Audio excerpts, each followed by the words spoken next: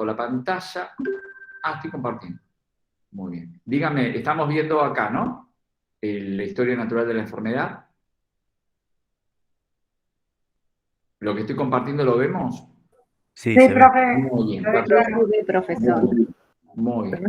Habíamos visto entonces que las aplicaciones de la epidemiología, además de estar mirando frecuencias y factores de riesgo, tendencias de la salud y la enfermedad, tiene aplicaciones más concretas, ¿sí? Si a vos te preguntan, mencione 3 aplicaciones propias de la epidemiología, ¿sí? Obviamente uno en estos temas puede hablar y hablar, pero bueno, hay aplicaciones que le son muy concretas, son como diciendo, ¿cuáles son las funciones del enfermero? Y yo te puedo hablar una hora, pero si vos vas a la ley, vas a ver que tus alcances están muy bien definidos en muy pocas palabras. Entonces, a la epidemiología, si bien después esto se abre, ¿no? Habíamos dicho, identifica, esto es un concepto que ahora vamos a ver rápidamente, la historia natural de las enfermedades. Las enfermedades tienen su propia historia, ¿sí? No historia en cuanto, cuándo apareció por primera vez y quién se contagió, el caso índice, no. Si bien hace a eso, pero habla una historia de cómo se desenvuelve la enfermedad en una población, más allá que sea la 10ª vez que se presenta. Distribución de la descripción de la distribución, frecuencia y tendencias de la enfermedad en las poblaciones, ¿sí? Estoy en este cuadrito. Identifica la etiología, pero también los factores de riesgo para que una enfermedad aparezca, pero también para que desarrolle, porque yo puedo identificar factores de riesgo y estar a tiempo de decir, bueno, hay mucho riesgo, evitemos la aparición de la enfermedad. Desarrollar las otras ya, ¿sí? Ahí como que llegué tarde, entonces, pero también tengo propuestas de prevención dentro del desarrollo. Identificar y explicar los mecanismos de transmisión que tienen las enfermedades y cómo diseminan, fíjense qué tan importante fue para el COVID.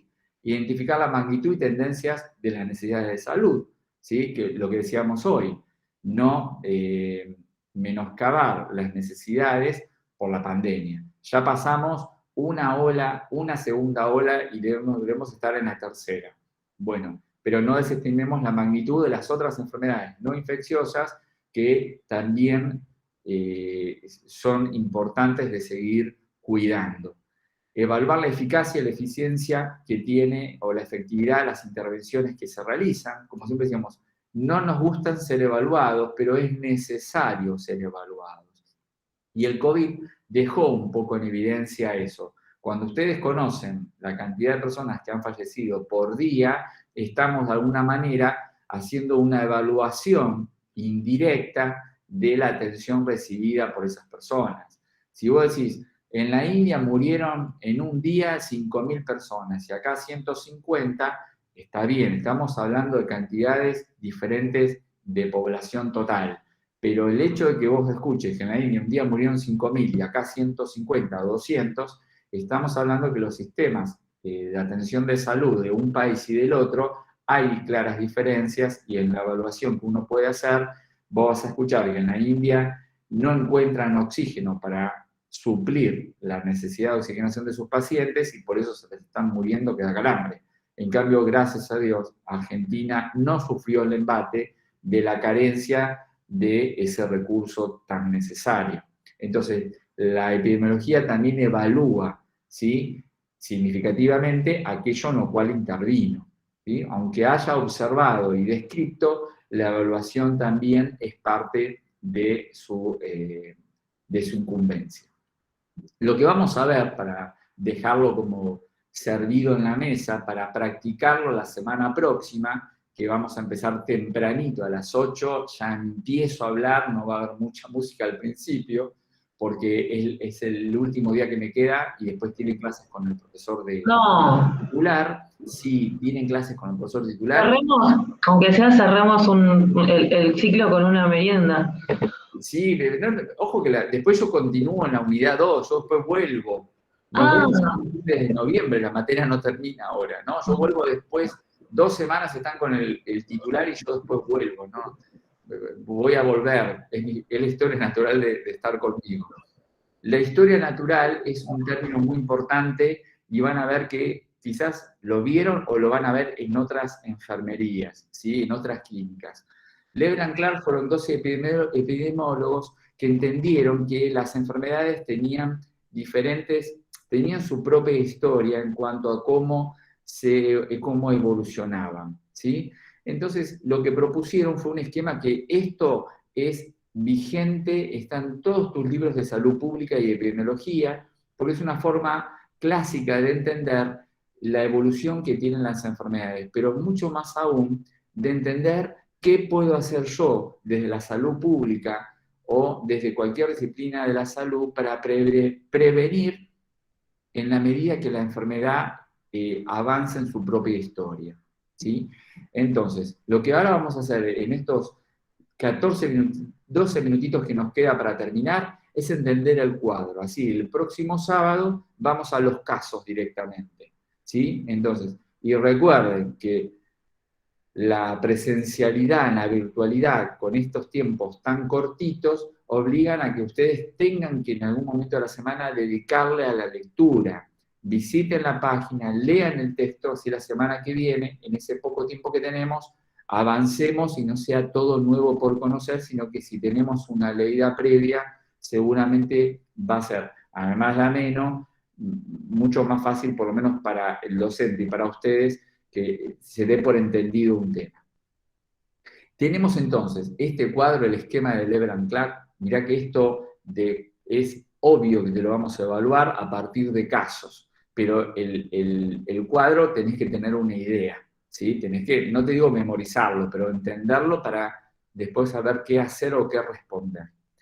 Entonces, en este esquema tenemos, vamos de abajo hacia arriba, tenemos niveles de prevención, primaria, secundaria y terciaria. La primaria, porque uno piensa que la prevención solamente primaria, secundaria y terciaria es la que se hace antes que las personas se enfermen.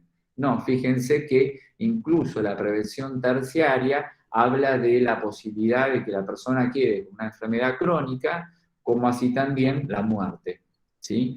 Entonces, la prevención primaria sí es verdad que es propia de lo que se llama un periodo prepatogénico.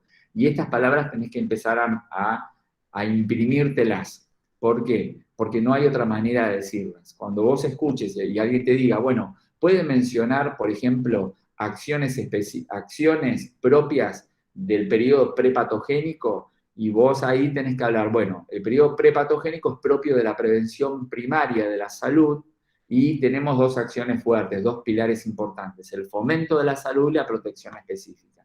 Yo les pregunto a ustedes, fomento de la salud para el COVID-19, ¿qué medidas estamos tomando en el mundo? Bueno, principalmente el uso de mascarillas, Muy bien. Barbijo. la distancia social. Perfecto. El lavado de manos. Lavado de manos. Bien, eso es fomento de la salud, porque no es específico del COVID, es inespecífico, pero abarca un sinnúmero de posibilidades de enfermedades varias. Por ejemplo, lo que sabemos, en la infancia nos pasó, el relevamiento de bronquiolitis el año pasado fue bajísimo, ¿sí? Porque al extremarse los cuidados de la higiene ambiental y la respiratoria, tuvimos mucho menos niños con bronquiolitis, más allá de que es verdad que no estaban en ambientes más contaminados, es decir, no estaban estimulados de alguna manera, y de ahí, mira, podemos usar una palabra que recién aprendimos, que era la de tendencias de exposición. Tuvimos muchos niños que no fueron a guarderías, entonces la tendencia de exposición a ambientes donde se concentraban los virus respiratorios fue mínima, ¿sí? Pero muchas medidas del COVID llegaron para quedarse, y yo hasta las celebro que vengan para quedarse, ¿no? El lavado de manos, el uso de la mascarilla si uno está con una enfermedad respiratoria, ¿sí? Cosas que el Oriente, China, Japón, Taiwán, están reacostumbrados de cuando uno enferma con una enfermedad respiratoria, van a trabajar, pero van con su buen barbijo, ¿sí? En cambio, nosotros, ¿cuándo vemos una persona con barbijo más allá de la pandemia? ¿En qué pacientes? HIV. No. Las personas que tienen enfermedades respiratorias. Oncológicos. Ahí está, los pacientes neutropénicos post-quimio, que son muy susceptibles, ¿sí? Pero si no, un paciente con HIV no tiene por qué usarlo. no tenemos el hábito de que si alguien enferma con enfermedad respiratoria salga con barbijo. Yo les pregunto a ustedes, ¿alguno de ustedes antes del 2020 engripaba e iba a trabajar? ¿Llevaba barbijo puesto en la calle? No. No. Nadie. ¿Sí? Y agradezcamos que estornudaban y se ponían, no sé, el codo, porque algunos ni siquiera eso, y todavía hoy hay gente que expectora en la calle, ¿sí? Cosa que a veces da ganas de decirle, no, por favor, ¿qué está haciendo? Pero bueno, el miedo que te agregan es muy alto. Bueno, entonces, prevención primaria tenés el fomento de la salud, que siempre es inespecífico, es amplio para una población y son medidas de protección general. La protección específica, bueno, en prevención primaria tenemos los calendarios de vacunación y con el COVID tenemos nuestras vacunas. Entonces, la protección específica siempre apunta a lo que específicamente, ¿sí?, protege a la persona, ¿sí? Y obviamente las vacunas se llevan digamos, el baluarte. El puesto número 1. El puesto número 1. Por ejemplo, en enfermedades cardiovasculares, ¿sí?, que uno, para protección específica, para generar la antiagregación plaquetaria, ¿cuál es la protección específica de las enfermedades cardiovasculares coronarias especialmente? El ácido acetil Salicílico. Perfecto, el ácido acetil salicílico, recuerden que aspirina es una marca comercial de Bayer, ¿sí? El clopidogrel también es una protección específica, son todos antiagregantes plaquetarios y es una protección específica como prevención primaria de un problema que puede ser el infarto agudo del miocardio. Entonces, estamos siempre... Profe, una consulta, ahí dice 2 Sí. veces periodo en patogénico, ¿está bien? ¿Cómo? Todo periodo patogénico, dice en el cuadro, arriba de la prevención secundaria. Ahora estamos en prevención primaria, protección específica, que es aquello que protege específicamente frente a un daño en particular. ¿Sí? Recuerden, en prevención primaria estamos en un periodo prepatogénico, ¿sí?, donde la persona no enfermó, pero está estimulada, el ambiente, hay un factor de riesgo, hay una relación de posibilidad, de probabilidad de que enfermemos. Entonces, fomento la salud, tiene largo alcance a toda la población, es inespecífica, como decíamos, es evitar el contacto estrecho, ambientes ventilados, lavarnos las manos. Yo ahí puedo prevenir el COVID, pero también un cuadro de diarreas agudas, ¿sí? Puedo prevenir el COVID, pero también puedo prevenir una bronquiolitis, o una neumonía en un adulto. Entonces, el periodo prepatogénico te está diciendo pre-enfermedad, no estamos enfermos, pero las tendencias de exposición, como los factores de riesgo con el huésped que somos nosotros, estamos, pero ahí estrechos. Entonces, las medidas de prevención es fomentar la salud en general y si hay protección específica, ponerla. Si tenés vacuna, no sé, para el HPV, vacunate, no esperes a enfermarte. Bueno, esa vacuna está en el calendario para los niños de 11, 12 años de edad, sean hombres o mujeres. ¿Vas a trabajar como enfermero? Bueno, la vacunación antihepatitis B tenés que tenerlo, tenés que medirte tus anticuerpos para saber si necesitas un refuerzo de esa vacuna o no. La doble viral y su gamma globulina. Se te vencieron los 10 años, tenés que volver a reforzar, ¿sí? Esas son protecciones específicas para el tétanos. Entonces, en el periodo prepatogénico estamos antes de la enfermedad. Recuerden que acá nadie se enfermó, pero hay unas ganas de enfermarse que el cuerpo lo sabe, diríamos. Hay una interacción en un ambiente, entre un agente, que es el que quiere generarme la enfermedad, y el huésped soy yo, ¿sí? Hay acercamiento, ya como decíamos, hay un ambiente, hay un factor de riesgo, hay una tendencia, hay una alta probabilidad. Hay lo que se llama un estímulo de probabilidades a que enfermemos. Y las medidas son prevención primaria, fomentar la salud y protección específica. Esperen que alguien está queriendo entrar. Muy bien, ya casi terminamos. Periodo ya patogénico, ¿sí? Acá la enfermedad ya se dejó el estímulo, la persona enfermó, ¿sí? Y tenemos dos momentitos, ¿sí? Una prevención secundaria y una prevención terciaria, ¿sí? Siguiendo los niveles de prevención. Ahora, de prevención secundaria y terciaria, ya tenemos una persona que ha enfermado, ¿sí?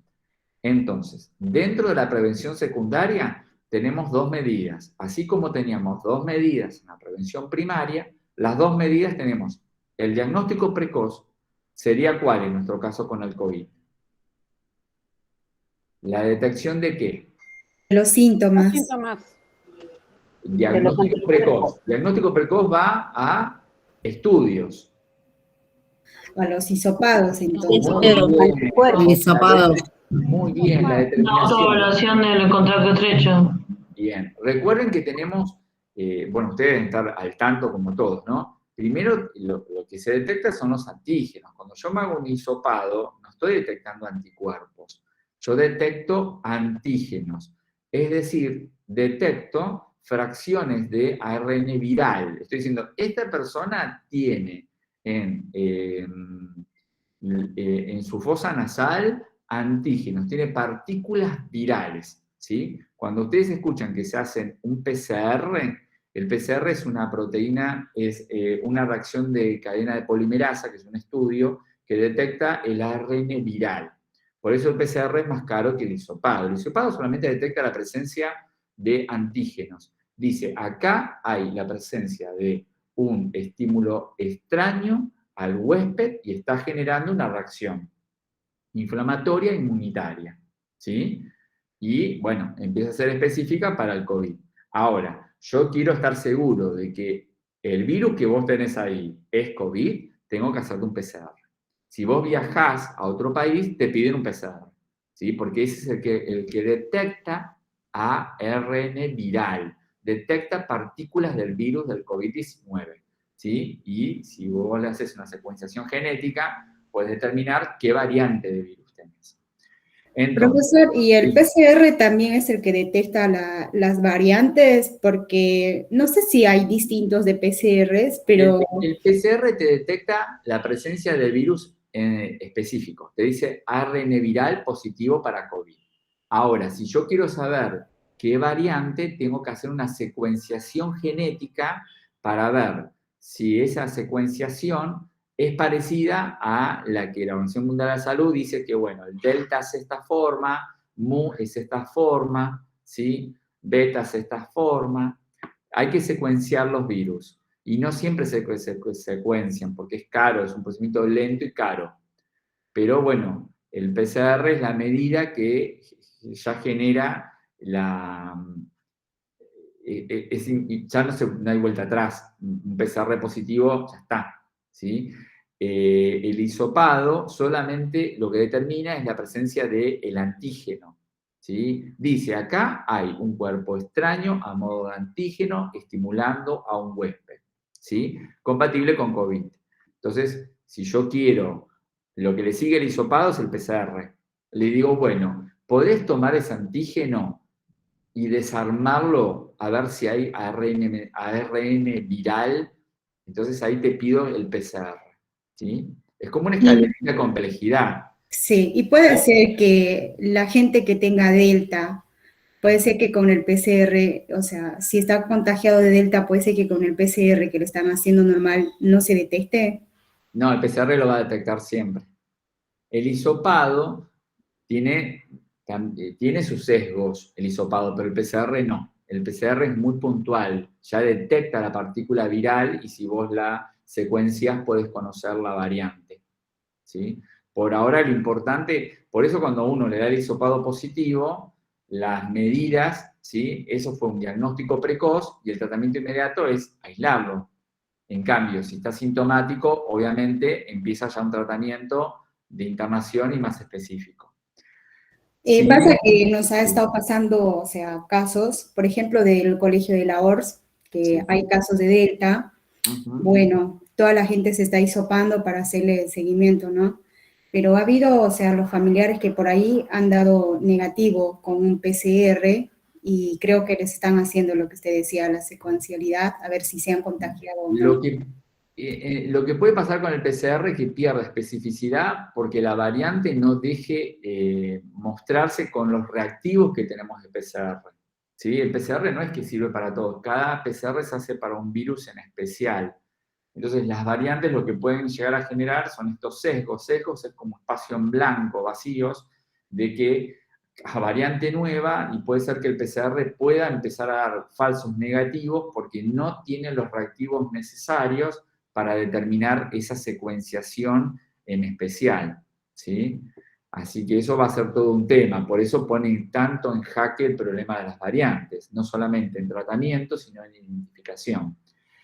Siguiendo con el cuadro, así ya los dejo, porque ya estoy pasándome de tiempo. Recuerden, entonces, en la prevención secundaria tenemos diagnosticar precozmente, que donde a partir de los signos y síntomas que evidencia el huésped, hay que buscar alguna tecnología que permita el diagnóstico y emprender un tratamiento inmediato tan pronto se haya diagnosticado. El momento de periodo patogénico, tenés también en simultáneo un momento de horizonte clínico, donde, superado el horizonte clínico, aparecen signos y síntomas, hay una referencia clara de la enfermedad, hay daños y defectos y puede desembocar en la muerte o el estado crónico o la curación de la persona. Profe, una consulta. ¿El periodo de latencia es el periodo de tiempo que transcurre entre el contacto con el antígeno y la aparición de los primeros síntomas? El periodo de latencia se suele entender, como lo vamos a ver, por ejemplo, en amenaza de parto pretérmino o ruptura prematura de membranas, como el periodo entre que ocurre el daño y aparece la evidencia del daño, ¿sí? En el COVID es esto, yo me expongo a una persona, ya empiezo a incubar porque empiezo a tener antígenos en mi cuerpo, el periodo de latencia es el periodo donde hay la aparecen los síntomas. No, todavía no aparece, latencia es no estoy sintomático, ¿sí? Empieza a haber respuestas inmunológicas en mi cuerpo frente al estímulo del antígeno que ingresó, pero yo no me doy cuenta, ¿sí? Ese periodo de latencia que en el COVID a veces es de 3, 4, 5 días. Y es el problema que yo puedo estar por ahí, si no tomo medidas de fomento de la salud, estar contagiando al resto de la población, ¿sí? Entonces, periodo de latencia es como decir de paciencia, de tranquilidad. Es decir, yo no me noto enfermo y sin embargo ya lo estoy, ¿sí? Lo que pasa es que no hay horizonte clínico, no lo veo, pero lo puedo determinar con un diagnóstico precoz, obviamente. Los cambios, como dice acá, son a nivel celular, son tisulares, son respuestas que yo no veo. Los linfocitos están aumentando, hay una leucocitosis y yo no lo percibo eso. Yo no sé si tengo 8.000 glóbulos blancos o tengo 16.000. No, ni cuenta me doy. Estoy en un periodo subhorizonte clínico, patogénico, donde ya aparecieron cambios tisulares. El periodo de latencia es un periodo de interacción, ¿sí? De estímulo y de respuestas inmunológicas humorales, ¿sí? Pero que no generan sintomatología. En cambio, el paciente que dice, perdí el olfato, estoy febril, tengo mialgias, tengo faringitis, ahí estamos signos y síntomas. Aparece un bloque neumónico, ahí tengo signos y síntomas que se están evidenciando, ¿sí? Pero el periodo de bajo el horizonte clínico realmente es susceptible a diagnósticos humorales, ¿sí? Tengo que ir a la sangre, tengo que ir al hisopado, tengo que ir al PCR. La segunda medida de la prevención secundaria, y ya los dejo, es la limitación del daño, es decir, bueno, si tengo que internarlo y emprender un tratamiento para una neumonía, hay que emprenderlo, hay que internarse, hay que sumirse al tratamiento clínico respiratorio, no me puedo ir una neumonía a casa, ¿sí? Porque esas neumonías bilaterales progresan rápidamente al distrés respiratorio y en vez de limitar el daño, lo provoco. Un paciente que pudo haber tratado con antibióticos parenterales endovenosos en el hospital en 7 días, se me va de alta. En cambio, si lo mandan una neumonía en casa, esa neumonía que no resuelve de forma bioral satisfactoriamente con antibióticos, me vuelve con un distrés respiratorio, es un paciente que necesita una terapia intensiva. Y el último nivel de prevención es la rehabilitación, ¿sí?, de todas aquellas personas que quedan en un estado crónico que hay que rehabilitar. Y el COVID lo está dejando. Es muy evidente que hay pacientes que van a quedar rehabilitados por largo tiempo, ¿sí? Bueno, con esto por hoy damos por finalizado el encuentro, porque ustedes ya se tienen que ir a la enfermería general, pero los invito a que no dejen de repasar el resto de la plataforma, porque el sábado que viene es poquito el tiempo para lo mucho que todavía nos queda por ver.